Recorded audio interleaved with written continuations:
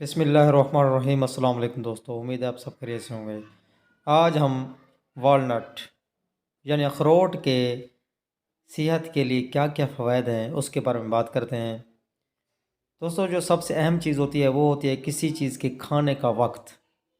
تو اس ویڈیو میں ہم آپ کو بتائیں گے کہ اخروٹ کے بہترین فوائد کے لیے اس کو کس وقت کھانا سب سے بہتر ہوتا ہے۔ تو جتنے بھی یہ میوہ جات ہیں صحت کے لیے بہت اچھے ہوتے ہیں، ڈرائی فروٹس۔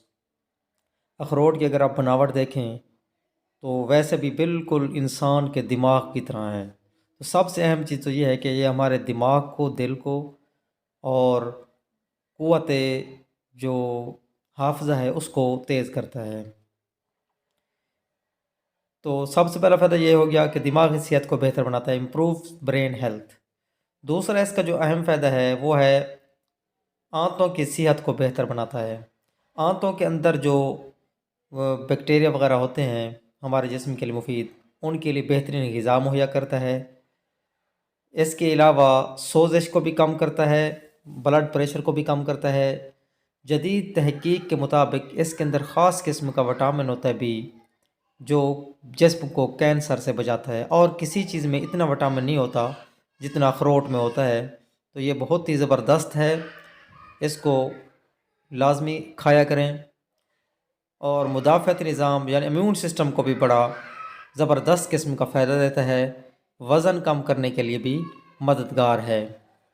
دوستو، جیسا کہ میں نے آپ کو بتایا ہے کہ اس کے بہت سے فوائد ہیں، تو اخروٹ جو ہے وہ اچھا استعمال کرنا چاہیے، پرانے اخروٹ نہ ہوں۔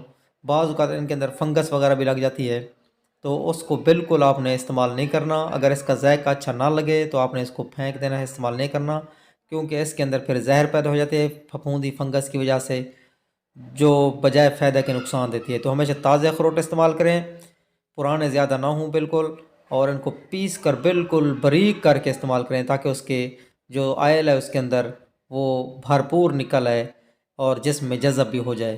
تو اس کے کھانے کا جو بہترین وقت ہے، یہ زیادہ تر عصر کو یا مغرب کو کھایا جاتا ہے۔ صبح کے ٹائم اس کا کھانا جو ہے ویسے فائدہ تو دیتا ہے لیکن اتنا فائدہ نہیں، یعنی اس کا مناسب وقت جو ہے وہ عصر کے بعد ہوتا ہے۔ تو اس کو عصر کے بعد استعمال کیا کریں، بچوں کو بھی دیا کریں تاکہ ان کی صحت بھی اچھی رہے۔